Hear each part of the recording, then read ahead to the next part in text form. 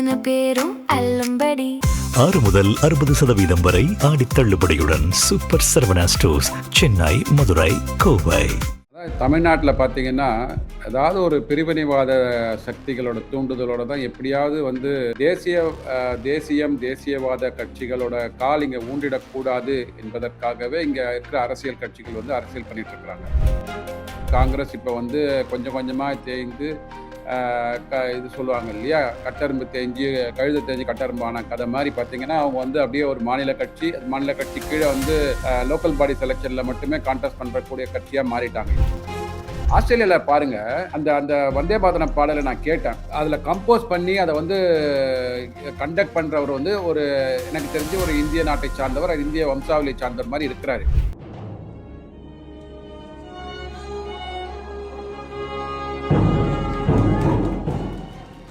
So இனிமேல் ஆட்சி அதிகாரத்தில் உங்களோட கவனத்தை செலுத்த வேண்டும். அதை விட்டுட்டு சட்டமன்றத்தையும் சரி தேர்தல் பரப்புரை மாதிரி பேசுறது. இப்போ கரூர் அந்த கேஸ் நடந்துட்டு இருக்கு, சிபிஐ விசாரணைக்குள்ள இருக்குது. நீங்க அங்க போறீங்க அப்படின்னா அது எந்த விதமான ஒரு இன்ஃப்ளூயன்ஸை வந்து மக்கள்கிட்ட வந்து கொண்டு செலுத்தும்? உயிரிழந்திருக்கிறாங்க, அதுல மாற்று கருத்து இல்லை. கண்டிப்பாக அந்த குடும்பங்களுக்கு வந்து நம்ம வந்து உதவ வேண்டும், அதெல்லாம் ரைட்டு. ஆனா இது எந்த விதமான மெசேஜை நீங்க சொல்றீங்க மக்களுக்கு? அது தாண்டி பாத்தீங்கன்னா உங்க கூட்டணி கட்சியில இருக்கிற கம்யூனிஸ்ட் என்ன சொல்றாங்கன்னா, எப்படிங்க நீங்க வந்து அவங்களுக்கு வேலை கொடுக்க முடியும்? எப்பவுமே வந்து ஏதாவது ஒரு வழக்கில் தேடப்படும் குற்றவாளிகளாகவே இருக்கிறாங்க. டாஸ்மாக 10 ரூபாய் அந்த பாலாஜின்னு கூட கேஸ்லாம் வந்தது. அதுவாக இருக்கட்டும், பணம் வாங்கி கொண்டு வேலை கொடுத்த அந்த கேஸாக இருக்கட்டும், இந்த 35 கோடி ரூபாய் தாவேகா எம்எல்ஏ வந்து குதிரை பேரத்துக்காக விலைக்கு வாங்குவதற்காக.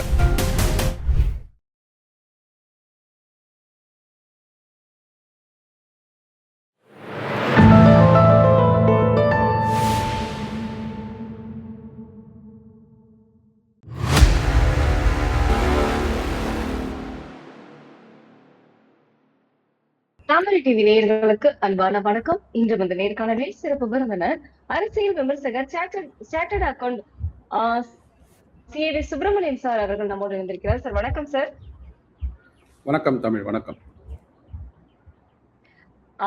வந்தே மாதரம் பாட்டு பாடினா தமிழகத்தில் இருக்கிறவங்க எல்லாருக்குமே வந்து எதுக்கு வந்தே மாதரம் பாடல ஃபர்ஸ்ட் பாடுறீங்க அப்படின்னு சொல்லிட்டு எதிர்ப்பு தெரிவிக்கிறாங்க. எந்த அரசு வந்தாலுமே இந்த பிரச்சனை இருக்கு. ஆனா நம்மளுடைய இந்திய பிரதமர் ஆஸ்திரேலியா மெல்போர்ன் நகருக்கு போகும் பொழுது வந்தே மாதரம் பாடலை வந்து இசைத்து ஒரு உற்சாகமான வரவேற்பை நம்மளுடைய பிரதமருக்கு கொடுத்திருக்காங்க. அது மட்டும் இல்லாமல் அந்த பாடலுக்கு மெய் மறந்து கேட்டிருக்கிறார் ஆஸ்திரேலிய பிரதமர் அவர்கள். இதை நீங்க எப்படி பாக்குறீங்க சார்? அதாவது தமிழ்நாட்டில் பார்த்தீங்கன்னா ஏதாவது ஒரு பிரிவினைவாத சக்திகளோட தூண்டுதலோட தான் எப்படியாவது வந்து தேசியவாத கட்சிகளோட கால் இங்கே ஊண்டிடக்கூடாது என்பதற்காகவே இங்கே இருக்கிற அரசியல் கட்சிகள் வந்து அரசியல் பண்ணிட்டு இருக்கிறாங்க. ஏற்கனவே ஒரு தேசிய கட்சின்றத காங்கிரஸ் இப்போ வந்து கொஞ்சம் கொஞ்சமாக தேய்ந்து இது சொல்லுவாங்க இல்லையா, கட்டெரும்பு தேஞ்சு கழுத தேஞ்சு கட்டெரும்பான கதை மாதிரி பார்த்தீங்கன்னா அவங்க வந்து அப்படியே ஒரு மாநில கட்சி கீழே வந்து லோக்கல் பாடி செலெக்ஷனில் மட்டுமே கான்டெஸ்ட் பண்ணுறக்கூடிய கட்சியாக மாறிட்டாங்க. இப்போது அதை தாண்டி இப்போ வந்து தமிழகத்தில் ஒரு தேசிய சிந்தனை இருக்கணும் அப்படின்னா அந்த காலத்தில் இருக்கிற விடுதலை சுதந்திர போராட்ட வீரர்கள் அவர்கள் இயற்றிய அது ஜனகண மனவாக இருக்கட்டும், வந்தே மாதரமாக இருக்கட்டும், அது பாடுவது என்பது நமக்கு ஒரு பெருமை, ஒரு ப்ரைடு. இதில் இவங்க பார்த்தீங்கன்னா எந்த கட்சியாக இருந்தாலும் சரி, அதாவது தலைதெறிக்க ஓடுறாங்க. ஏன் தலைதெறிக்க ஓடணும்னு எனக்கு புரியல. முன்னாடி ஆளுநர் ரவி ஐயா வச்சு அரசியல் பண்ணிட்டு இருந்தாங்க. இப்போ வந்த தாவேக்காவும் வந்து ஸ்டாலின் சொன்ன மாதிரி திராவிட மாடல் 2.0 மாதிரி அவங்களோட மாற்று கட்சி மாதிரியே ஸ்டிக்கர் ஒட்டி, ஏன்னா அவங்க கூட்டணியில் ஜெயித்தவங்கள தான் இங்கே கூட்டணி இருந்திருக்கிறாங்க இங்கே. ஸோ அதே ஒத்த சிந்தனை தான் இருக்கும். அதே மாதிரி ஒன்றிய அரசுன்றது மத்திய அரசு எங்களுக்கு பணம் கொடுக்கல, அப்படியே ஸ்டிக்கரை ஒட்டி காலத்தை ஓட்டிட்டு இருக்கிறாங்க. ஆஸ்திரேலியாவில் பாருங்க, அந்த வந்தே மாதரம் பாடலை நான் கேட்டேன். அதில் கம்போஸ் பண்ணி அதை வந்து கண்டக்ட் பண்ணுறவர் வந்து ஒரு எனக்கு தெரிஞ்சு ஒரு இந்திய நாட்டை சார்ந்தவர், இந்திய வம்சாவளியை சார்ந்தவர் மாதிரி இருக்கிறாரு. ஆனால் அதில் வந்து இன்ஸ்ட்ருமெண்டேஷன் ஃபுல்லாக இன்ஸ்ட்ருமெண்ட்ஸில் பாடுறாங்க. அதாவது பெரிய பெரிய வயலின், பெரிய பெரிய மேற்கிந்திய இசைக்கருவிகளை வைத்து கொண்டு ஒரு 5 நிமிஷத்துக்கு மேலே அந்த வந்தே மாதரம் இசைக்கிறாங்க. சரி, நீங்கள் வந்து ரெக்கார்டட் இங்கெல்லாம் பார்த்தீங்கன்னா ரெக்கார்டட் சாங்ஸ் தான் போடுறாங்க. நீங்கள் வந்து அசம்பிளியில் பார்த்தீங்கன்னா வேற எங்கேயாவது அரசு பொது விழாக்களில் பார்த்தீங்கன்னா டேப் ரெக்கார்டர் மாதிரி போட்டு விடுவாங்க, அது மாதிரி பாடிட்டு இருக்கும். ஸோ உங்களுக்கு எந்த விதமான கனெக்ஷனுமே இருக்காது. அங்கே வந்து அவங்க கனெக்ஷனை வந்து எப்படி இந்திய ஆஸ்திரேலியா உறவு எப்படி இருக்க வேண்டும் என்பதற்காக அவங்க இசைக்கிறாங்க. அந்த அந்த அந்த பாடலை நீங்க இசைக்கும் போது அதனோட கருத்து, அதனோட இது வந்து உண்மைத்தன்மை வந்து உள்ள போகும். இதயத்திலேருந்து வாசிப்பாங்க அவங்க. ஸோ அந்த மாதிரி வந்து ஒரு மிகப்பெரிய ஒரு நிகழ்வு.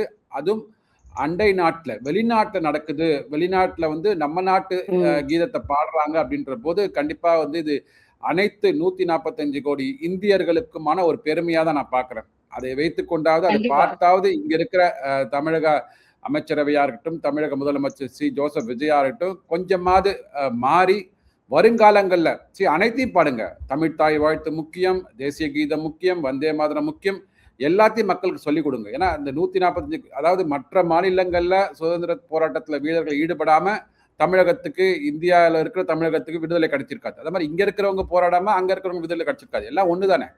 அந்த மாதிரியான ஒரு இன்டகிரேட்டட் அப்ரோச்சை பார்க்கணுன்றது தான் இந்த ஆஸ்திரேலிய பயணத்தை வந்து நான் பார்க்கிறேன். கண்டிப்பா சார். இன்னைக்கு வந்து பாத்தீங்க அப்படின்னா செப்டம்பர் 27, 2025 மறக்க முடியாத ஒரு நாளாக கரூர் சம்பவம் அமைந்தது. நிச்சயமாக அந்த வேலுச்சாமிபுரத்துல வந்து அத வந்து மறைக்க முடியாத ஒரு வலுவாக அந்த இடத்துல இருக்கு அப்படிங்கறத சொல்ல முடியும். இன்னைக்கு முதல்வர் ஆனதுக்கு அப்புறம் தமிழக முதல்வர் ஜோசப் விஜய் அவர்கள் இன்றைக்கு கரூர் செல்கிறார். பிரம்மாண்டமான ஏற்பாடுகள் வந்து செய்யப்பட்டிருக்கு. அது மட்டும் இல்லாமல் ஒரு காலனி தொழிற்சாலைக்கு அடிக்கல் நாட்டு விழா செய்கிறார். 32 அதாவது அந்த 41 பேர் இறந்த குடும்பங்களுக்கு 32 பேருக்கு வந்து அரசு வேலைகளையும் வந்து வழங்க இருக்கிறார். இதை நீங்க எப்படி பாக்குறீங்க? இது அவர் இன்னும் வந்து அந்த தேர்தல் மனநிலையிலேயே இருக்கிறார், தேர்தல் பரப்புரையிலேயே இருக்கிறார். சார் நீங்க வின் பண்ணிட்டீங்க, நீங்க வந்து உங்களுக்கு 118 சீட்டு கிடைக்கலன்னா கூட 107 சீட்டு கிடைச்சது, 108 கிடைச்சி, ஒன்று ரிசைன் பண்ணி 107 இருக்குது. மீதி திமுக கூட்டணியில் போட்டிக்கிட்டவங்க இங்க வந்து உங்களுக்கு ஆதரவு தெரிவிச்சு நீங்க ஆட்சி அமைச்சிட்டீங்க, நீங்க முதலமைச்சர் ஆயிட்டீங்க. ஸோ இனிமே ஆட்சி அதிகாரத்துல உங்களோட கவனத்தை செலுத்த வேண்டும். அதை விட்டுட்டு சட்டமன்றத்தையும் சரி தேர்தல் பரப்புரை மாதிரி பேசுறது. இப்போ கரூர் அந்த கேஸ் நடந்துட்டு இருக்கு, சிபிஐ விசாரணைக்குள்ள இருக்குது. நீங்க அங்க போறீங்க அப்படின்னா அது எந்த விதமான ஒரு இன்ஃப்ளூயன்ஸை வந்து மக்கள்கிட்ட வந்து கொண்டு செலுத்தும்? இந்த விசாரணைக்கு வந்து எப்படி பாதகமா இருக்கும் சாதகமா இருக்கும் நமக்கு தெரியாது. ஒரு பேச்சுக்கு வச்சுப்போம் நம்ம. இப்போ அங்க வந்து 41 குடும்பங்கள் உயிரிழந்து இருக்கிறாங்க, அந்த விசாரணை நடக்குது. ஒரு பேச்சுக்கு வந்து இல்ல அவங்க வந்து அந்த கூட்டத்திற்கு வந்த மக்கள் தான் இதற்கு பொறுப்பு அப்படின்னு ஒரு தீர்ப்பு வருதுன்னு வச்சுக்கோங்களேன். அவங்க தான் வந்து டிசிப்ளினா வரல, அதனாலதான் விபத்து நேர்ந்தது அப்படின்னு சொல்லிட்டு ஒரு தீர்ப்பு வருது, சிபிஐ கொடுக்குறாங்க அப்படின்னா, அப்போ தவறு செய்தவர்களுக்கு நீங்க வந்து வேலை வாய்ப்பு கொடுக்குறீங்கன்ற மாதிரி ஆயிடும்ல. உயிரிழந்திருக்கிறாங்க, அதுல மாற்று கருத்து இல்லை. கண்டிப்பாக அந்த குடும்பங்களுக்கு வந்து நம்ம வந்து உதவ வேண்டும், அதெல்லாம் ரைட்டு. ஆனா இது எந்த விதமான மெசேஜை நீங்க சொல்றீங்க மக்களுக்கு? அது தாண்டி பாத்தீங்கன்னா உங்க கூட்டணி கட்சியில இருக்கிற கம்யூனிஸ்ட் என்ன சொல்றாங்கன்னா, எப்படிங்க நீங்க வந்து அவங்களுக்கு வேலை கொடுக்க முடியும்? தாவேக்கால எவ்வளவோ வந்து முதலாளிகள் இருக்கிறாங்க, அவங்க நிறுவனம் செய்கின்ற கம்பெனிகள் இருக்கு, அந்த கம்பெனில வேலை வாங்கி கொடுக்கலாம்ல. ஸோ அவங்க என்ன சொல்றாங்கன்னா கோடிட்டு காமிக்கிறாங்க எவ்வளோ வந்து துக்க நிகழ்வுகள் நடந்திருக்கு. அரசாங்கம் நடத்துகின்ற நிகழ்வுகள்ல மக்கள் உயிரிழந்திருக்கிறாங்க.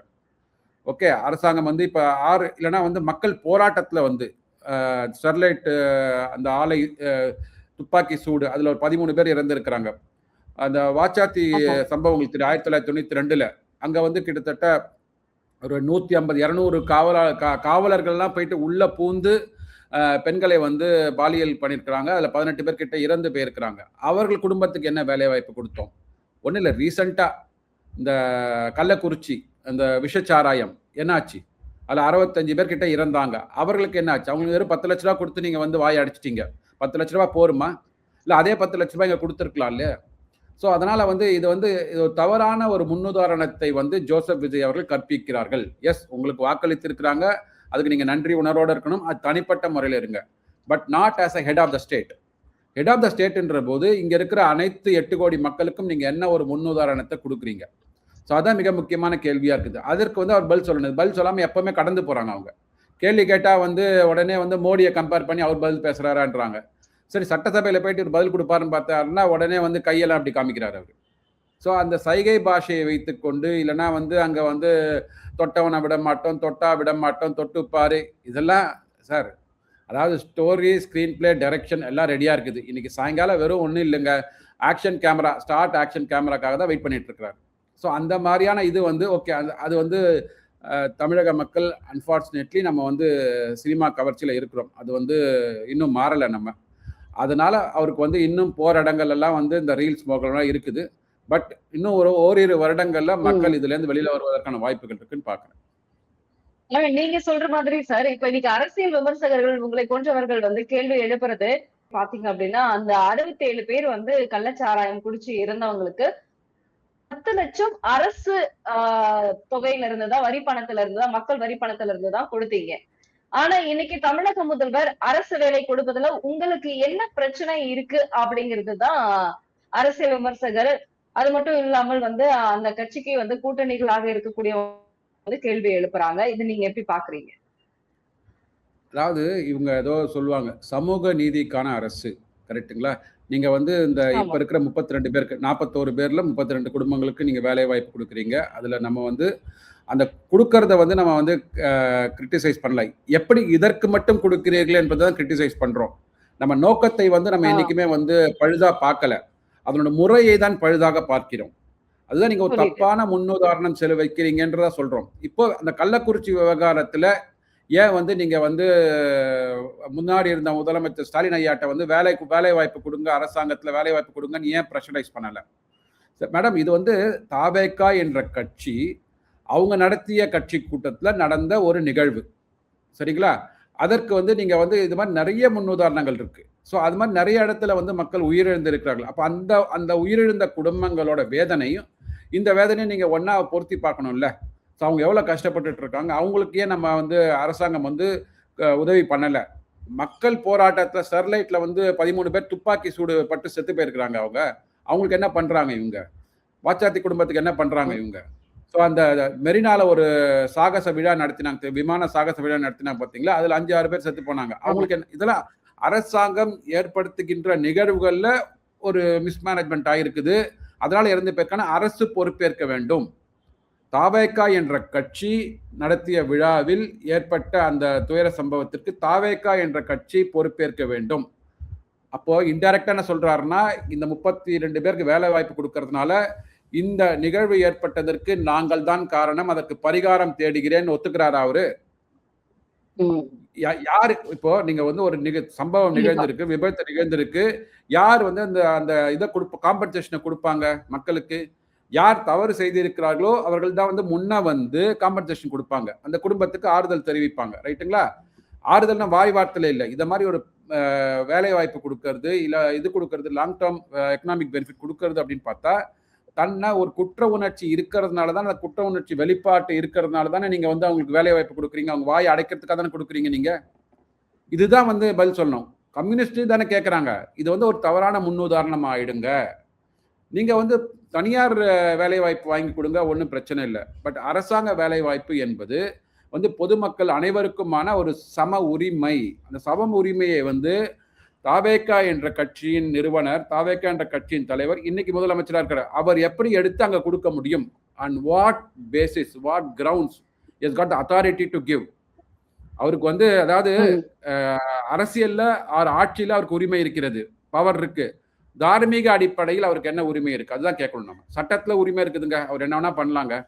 பட் தார்மீக அடிப்படையில் 8 கோடி மக்கள் கேள்வி கேட்க போறாங்க, அவங்களுக்கு என்ன பதில் சொல்ல போறீங்க நீங்க? அதுதான் மிக முக்கியமான கேள்வி. நிச்சயமா சார்.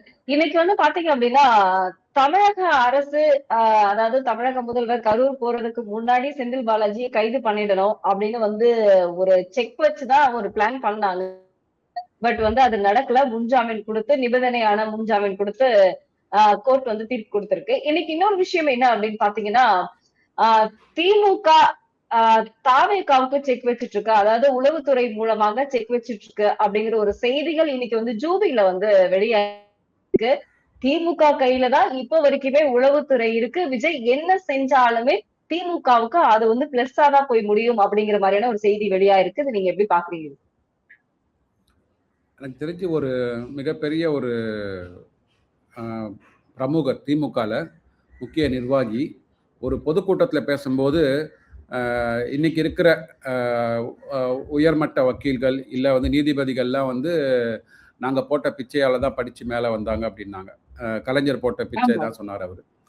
அது தாண்டி பார்த்தீங்கன்னா, இத மாரியான ஒரு அரசு பொறுப்புல இன்னைக்கு இருக்கிற அரசு பொறுப்புல பார்த்தீங்கன்னா, கண்டிப்பாக வந்து ஒரு 30, 40 வருடங்களாக திமுகவோட ஒரு இன்ஃப்ளூயன்ஸ்ல நெறைய பேர் மேல வந்திருக்கிறாங்க. ஏன்னா வந்து இங்க பார்த்தீங்கன்னு வச்சுக்கோங்களேன், ஒண்ணு தமிழகத்துல ஆட்சியில இருப்பாங்க, இல்ல மத்தியில வந்து ஒரு கூட்டுல இருப்பாங்க. காங்கிரஸோட ஒரு கூட்டுல இருப்பாங்க, இல்ல விபி சிங்கோட கூட்டுல இருந்தாங்க. இப்படி ஏதாவது இருப்பாங்க.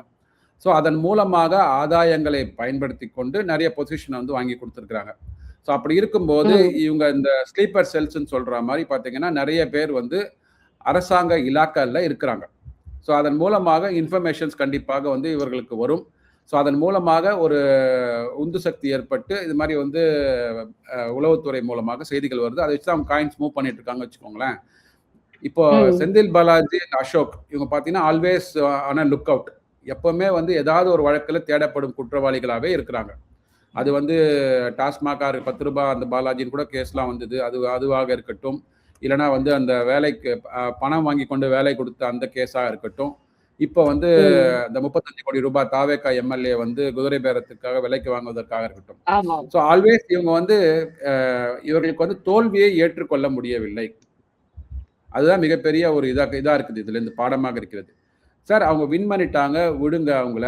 ஓகே. எதற்காக திருப்பி நீங்க வந்து அங்கேருந்து எம்எல்ஏக்கள வாங்கி உங்களால வாங்கி ஆட்சி பண்ணிட முடியுமா?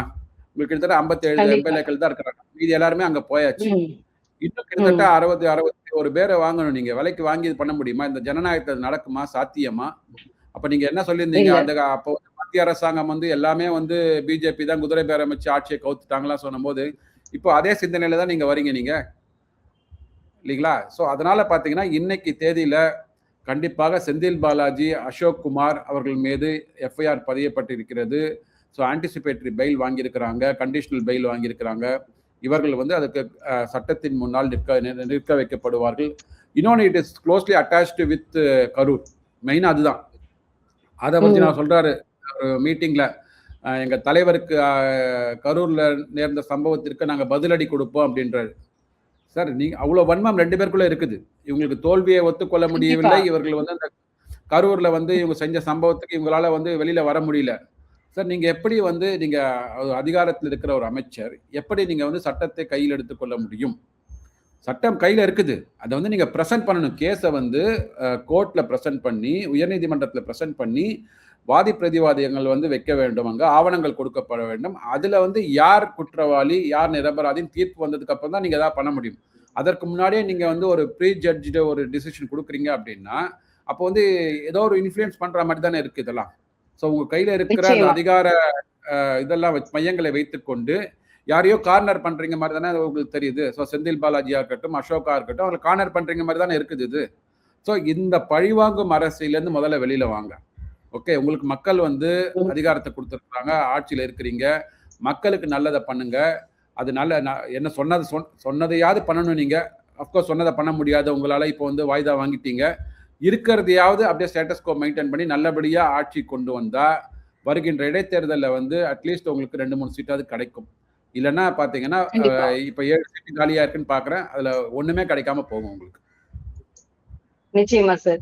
இன்னைக்கு வந்து பாத்தீங்க அப்படின்னா, திமுக செஞ்ச அந்த 5 ஆட்சி காலத்தில் வந்து 5 ஆண்டுகள்ல இருந்ததுல, ஒரு முக்கியமான ஒரு நல்ல விஷயம் அப்படின்னு பாத்தீங்கன்னா, இந்த விடியல் பேருந்து பயணம் மகளிருக்காக செஞ்சாங்க அப்படிங்கிறது வந்து நம்ம நேரடியாவே என்ன பண்ணாங்க அப்படின்னா, அதான் பெண்களுக்கு இலவசமாக பேருந்து குடுத்திருக்காங்க.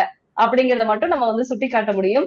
அதுல பாத்தீங்க அப்படின்னா, இந்த விடியல் பயணம் அப்படிங்கிறத வந்து எடுத்துட்டு மகளிர் பயணம் அப்படிங்கிறத வந்து மாத்தியிருக்கு தாவேகா அரசு. இத நீங்க எப்படி பாக்குறீங்க? ஏன்னா, ஸ்டிக்கர் ஓட்டுற வேலையே தாவேகா அரசும் செய்யுது அப்படிங்கிற குற்றச்சாட்டுகள் வந்து இப்ப வரைக்குமே இருக்கு. இல்ல ஸ்டிக்கர் ஒட்டினாலும் அது பரவால்ல. இது ரொம்ப காமெடியா போயிட்டு இருக்கு இந்த அரசாங்கம். அதாவது பார்த்திபன், வடிவேலு ஒரு படத்துல ஒரு காமெடி வரும். "இங்கு மீன்கள் விற்கப்படும்." பார்த்திபன் கேட்பாரு, "இங்க என்ன பண்றீங்க? மீன விற்க தானே வந்திருக்கீங்க. வாங்க வந்திருக்கீங்களா? விற்கப்படும் தானே. அப்ப எதுக்கு விற்கப்படும்ன்றது தெரிஞ்சு ஏன் விற்கப்படும் வைக்கிறீங்க? அத தூக்குங்க" அப்படின்னுவாங்க. அப்புறம் "இங்கு மீன்கள்" அப்படின்னு மட்டும் இருக்கும். "எப்பா இங்க இல்லாம எங்கப்பா நீ பே பண்ண போற? இங்க தானே இருக்கிற. அப்ப எதுக்கு இங்குன்னு போடுற? இங்க எடு" அப்படின்னுவாங்க. மீன்கள் மட்டும் இருக்கும்.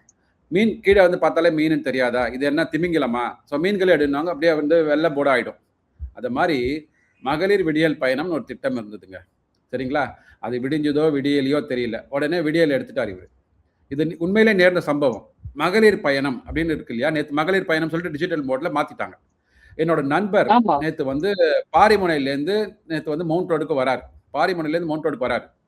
மகளிர் பயணம் மாத்தினோடனே நமக்கு என்னன்னா, முன்காலத்துல பார்த்தீங்கன்னா, மகளிருக்கான பேருந்துல மகளிர் பேருந்துன்னு போட்டிருப்பாங்க. இல்ல மகளிர் மட்டும்னு போட்டிருப்பாங்க. இப்ப மகளிர் பயணம் ஆமா. அப்படின்னா, அப்ப இது மகளிருக்கு மட்டுமே உண்டான பயணம் அப்படின்றது தானே நமக்கு புரியும் நமக்கு. அந்த மகளிருக்கு உண்டான பயணம் மட்டுமே நினைச்சுட்டு அவர் அந்த பஸ்ல ஏறாம இருக்கிறாரு. அந்த பஸ் கிராஸ் பண்ணி போகும்போது நிறைய ஜென்ட்ஸ் அங்க உட்கார்ந்துட்டு இருக்காங்க. இது என்னடா இது? அந்த பார்த்திபன் வடிவேலு மாரி பார்த்தீங்கன்னா, மகளிர் விடியல் பயணம் இருந்தது. விடியல் இல்ல, தூக்கிட்டாங்க. ஸோ மகளிர் பயணம் பஸ்ல வந்து பயணம் போகாம ஜாக்கிங்கா, வாக்கிங்கா போவாங்க. ஸோ பயணத்தை தூக்கிடுவாங்க. அங்க பஸ்ல போகும்போது மகளிர் இருப்பாங்க. சரி மகளிர் இருந்தா மகளிர் நமக்கு தெரியாதா? மகளிரே தூக்கிடுவோம்னு சொல்லிட்டு பிளாங்கா போகுது அது வண்டி. அது மாரி ஆப்போது. இதுதான் வந்து அந்த பார்த்திபன் வடிவேல் ஜோக் மாரி அரசாங்கம் நடந்துட்டு இருக்குது இது. ஸோ இல்ல இந்த ஸ்டிக்கர் எல்லாரும் எதிர்பார்த்தாங்க மகளிர் வெற்றி பயணம்னு வச்சிருந்தா கூட சரி ஏதோ வந்து ஒரு மோட்டிவேஷனலா இருக்கும் அந்த வார்த்தை. சூப்பர். சி முதல்ல நம்ம வந்து பேர் மாத்துறத வந்து ஒத்துக்கல. ஓகே. ஏன்னா அந்த அரசாங்கத்துக்கு உண்டான ஒரு மதிப்பை கொடுக்கணும். அவங்க நல்ல ஆட்சி கொடுத்தாங்களோ, கெட்ட ஆட்சி கொடுத்தாங்களோ, ஓகே. அதை பத்திலாம் இல்ல. ஏதோ மக்கள் பெனிஃபிட் அடையறாங்க. அந்த இது கொடுக்கணும். ஓகே. நீங்க சொன்ன லாஜிக் சூப்பர். மகளிர் வெற்றி பயணம் கொடுத்திருக்கலாம். ஏன்னா தமிழக வெற்றி கழகம்னா உங்களோட பிராண்ட உள்ள கொண்டு வாங்க. கொண்டு வந்து ஏன்னா ஸ்டாலின் தான் வராரு, விடியல் தான் கொடுக்க போறான்னு சொல்லிட்டு அந்த பாட்டை போட்டு தான் நீங்க ஆட்சிக்கு வந்தீங்க 2021ல. அதனால விடியல் பயணம் வச்சீங்க. இவர் தமிழக வெற்றி கழகம்னா சார் மகளிர் வெற்றி பயணம் போடுங்க. சூப்பர். ஆனா அதெல்லாம் விட்டுட்டாங்க. நீங்க வச்ச பேரை நாங்க இது பண்ண மாட்டோம். ஸோ அப்படி எடுத்துருவோம் அப்படின்ட்டு. இந்த அரசு பேருந்து கூட தமிழ்நாடு அரசு பேருந்து மாத்திருக்காங்க. எதெல்லாம் நல்லதோ அது பண்ணுங்க நீங்க. ஓகே. திமுக செய்த அல்லதை தவிர்த்து விட்டு நல்லதை எடுத்துக்கொண்டு நீங்க இன்னும் நல்லது பண்ண பாருங்க. அதுதான் வந்து ஒரு அரசாங்கம் வந்து ஒரு கன்ஸ்ட்ரக்டிவான அரசு நடப்பதற்கான ஒரு வழிமுறையாக இருக்கும். கன்ஸ்ட்ரக்டிவான ஒரு பாலிடிக்ஸை வந்து முன்னோக்கி செல்லும். நீங்க அதெல்லாம் விட்டுட்டு வெறும் பேரை மட்டும் மாத்தினா இப்ப அந்த பேருக்காக எவ்வளவு பணம் செலவாக போதோ, பேருனா அந்த திட்டத்திற்காக எவ்வளவு பணம் செலவாக போதோ, நீங்க அறிவிச்ச அந்த விவசாய கடனுக்கு எவ்வளவு செலவாக போகுது. ஸோ அது மாதிரி இபி 200 யூனிட் கொடுத்துருக்கீங்க. அதுக்கு எவ்வளவு செலவாக போகுது? கிட்டத்தட்ட 7000 கோடி எக்ஸ்ட்ரா செலவாக போகுதுங்க. அதற்குண்டான நிதி ஆதாரங்களை பெருக்குவதற்கு இந்த அரசாங்கம் என்ன பண்ணியிருக்குது அப்படின்ற சொல்லணும். ஏன்னா நீங்க வெள்ளை அறிக்கையில் என்ன சொன்னீங்கன்னா இந்த மாதிரி மகளிர் விடியல் பயணத்துக்காக 25,000 கோடி தமிழ் புதல்வன் மற்ற திட்டங்களுக்காக காலை சத்துணவு திட்டத்துக்காக எல்லாம் பாத்தீங்கன்னா நிறைய 25,000 கோடி ரூபாய் செலவாகி இருக்குதுங்க. அதுக்கு ஆதாரம் இல்லாமயே இவங்க வந்து பிளானை போட்டாங்க அப்படின்னு சொன்னீங்க. அவங்கள வந்து ஆதாரமே இல்லாம பிளான் போட்டதை சொல்லிட்டு நீங்க 7,000 கோடிக்கு எந்த நிதி ஆதாரத்தை வச்சு நீங்க வந்து அப்ரூவல் கொடுத்துருக்கீங்க, பட்ஜெட் இதுக்கு ஜீவோ கொடுத்துருக்கீங்கன்னு சொல்லணும்ல. சரி நீங்க ஒருத்தர் குற்றம் சொல்றீங்க அப்படின்னு சொன்னா ஒரு விரல் உங்களுக்கு நோக்கி பாயும், மீதி 3 விரல் நம்மை நோக்கி பாயும். அது தெரியாம இப்ப இருக்கிற தாவேக அரசியல்வாதிகள், தாவேக அமைச்சர்கள் பேசிட்டு இருக்கிறாங்க. அது திருப்பி அவர்களை வந்து சுடுவதற்கான காலம் வந்து வெகு விரைவில் இருக்கிறது. நிச்சயமா சார். இன்னைக்கு வந்து உதயநிதி அவர்கள் வந்து இந்த ரீல்ஸ் போடுற வேலையெல்லாம் விட்டுட்டு கர்நாடகா கிட்ட வந்து தண்ணி வாங்குற வேலையை அப்படின்னு தாவேக அரசுக்கு ஒரு கண்டனத்தோட வந்து நேற்று ஒரு கேள்வியும் எழுப்பியிருந்தாரு. ஆனா அதுக்கு இன்னைக்கு வந்து கர்நாடகா அமைச்சர் பதில் சொல்லியிருக்கிறாரு, நாங்க எப்போ உங்களுக்கு தண்ணி தரலன்னு நாங்க சொன்னோம், தண்ணி வந்து நாங்க கொடுத்துக்கிட்டு தானே இருக்கோம் அப்படிங்கிற மாதிரியான ஒரு கேள்வியே வச்சிருக்கிறாரு. நாங்க கொடுக்க மாட்டோம் அப்படின்னு சொல்ற ஒரு சூழ்நிலையே நீங்களாகவே ஏற்படுத்தாதீங்கன்னு ஒரு விஷயத்தையும் சொல்லியிருக்காருங்க சார். இது நீங்க எப்படி பாக்குறீங்க? ஏன்னா இந்த மேகதாட் அணை அப்படிங்கிற ஒரு பிரச்சனையும் போயிட்டு இருக்கு. இதுல வந்து உதயநிதி ஏதோ உசு பேத்தி ஒரு பிரச்சனையை திரும்ப கூட்டிட்டு வர மாதிரியே இருக்கு. சரி மேகதாது வந்து ஒரு சென்சிட்டிவான சப்ஜெக்ட். ஓகே. ஸோ அதில் வந்து அந்த அணையை உயர்த்தக்கூடாது அப்படின்றதுல வந்து மாற்று கருத்து இல்லை. அணையை உயர்த்துறதுக்கு வந்து 2 மாநிலங்கள் சம்பந்தப்பட்டதுனால இது மத்திய அரசாங்கமோ இல்லை மத்திய அரசாங்கத்துக்கு உண்டான அந்த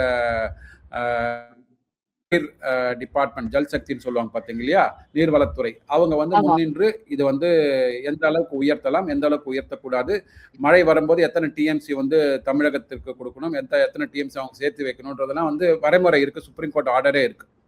ஸோ அது இப்போ பக்கத்துல உங்க கூட கூட்டணியில இருக்கிற காங்கிரஸ் தான், இங்க இருக்கிற காங்கிரஸ் தான், அமைச்சரவையில் பதவி வாங்கின காங்கிரஸ் தான் வந்து அங்க வந்து ஆட்சியில இருக்கிறாங்க. ஸோ அவர்கள்ட்ட வந்து நான் என்ன சொல்றேன், இப்போ வந்து நீங்க வந்து மத்திய அரசாங்கம் தான் ஒன்றும் பண்ண முடியல. ஆனா உங்க 2 பேருக்கும் வந்து மேல இருக்கிற ஒற்றை தலைமையான இவர் மல்லிகார்ஜுன கார்கே, ஓகே, அவர் வந்து ஒரு நிழல் தலைவர் இல்லைன்னா சும்மா ஒரு தலைவராக இருக்கலாம். பட் உண்மையிலே யார் பின்னாடி காங்கிரஸ் இயக்குறாங்கன்னு உங்களுக்கு தெரியும். ராகுல் காந்தியா இருக்கட்டும், பிரியங்கா காந்தி, சோனியா காந்தி, அவங்க 3 பேரை காந்தி ஃபேமிலியை இன்வால்வ் பண்ணி இதுக்கு என்ன தீர்ப்பு கொடுக்கலாம் நம்ம. ஓகே, அதாவது தீர்ப்புனா 2 இடத்துல நீங்க ஆட்சியில வரணும், ஆட்சியை தக்க வைத்துக் கொள்ள வேண்டும் வருகின்ற தேர்தல்கள்லாம். அதை கருத்தில் கொண்டாவது மக்களுக்கு ஒரு நல்லது பண்ணணும், 2 மாநிலங்களுக்கு நல்லது பண்ணணுன்ற மாதிரி கொண்டு வரணும். இதை தாண்டி பாத்தீங்கன்னா நீங்க மேகதாதுக்குள்ள போனீங்கன்னா அதை விட்டுட்டு இன்னைக்கு வந்து தமிழகத்துல பெய்கின்ற மழையை வந்து தேக்கி வைப்பதற்கான ஏரி குளங்களே இல்லை. எல்லாம் ஆட்டையை போட்டு லே அவுட்டை போட்டு வீடு கட்டியாச்சு. அதை தாண்டி வந்து ஆத்து மணலை கொள்ளையடிச்சு ஆத்தோட மடியில கையை வச்சு ஆத்துக்கு வந்து அந்த தண்ணியை சேமிக்கும்ன்ற அந்த இதை வந்து வளத்தை வந்து நம்ம வந்து எடுத்துன்னு போயாச்சு. ஸோ இந்த மாதிரியான நிறைய பகல் கொள்ளைகள் இங்கே நடந்துட்டு இருக்கு. இதை தடுத்தாலே போரும். தமிழகத்திற்கு பெய்கின்ற மழையை வந்து கடல்ல போய் வந்து சேர்க்காம ஏரி குளங்கள்ல சேமிப்பு வைத்து ஆறுகளில் சேமிப்பு வைத்து இருக்கிற டேம்லேயே தண்ணியை ஒழுங்கா கொண்டு போனாலே தமிழகம் வந்து அதாவது ஒரு 1000 மில்லிமீட்டர் மழை வந்து பெய்கிறதா. நமக்கு ஒரு ஒரு இதுல பார்த்த ஒருத்தர் வந்து பேசிட்டு இருந்தார். 985 millimetre, anywhere between 945 to 985 millimetre வந்து மழை பொழிவு இருக்கிறது. அந்த மழை பொழிவு இருக்கும்போது நீங்க புதுசா டேமே கட்ட வேண்டாங்க, இருக்கிறத வச்சே நம்ம வந்து வாழ்க்கையை வந்து ஓட்டிக்கொள்ள போக முடியும். ஓகே, இது அரசியல். மேகதாதுல வந்து நம்ம ரைட்டை விட்டு கொடுக்க கூடாது, அது வேற, அது நீங்க எடுத்துன்னு போங்க. அது வந்து லாங் ட்ரான் லிட்டிகேஷன் ப்ராசஸ்.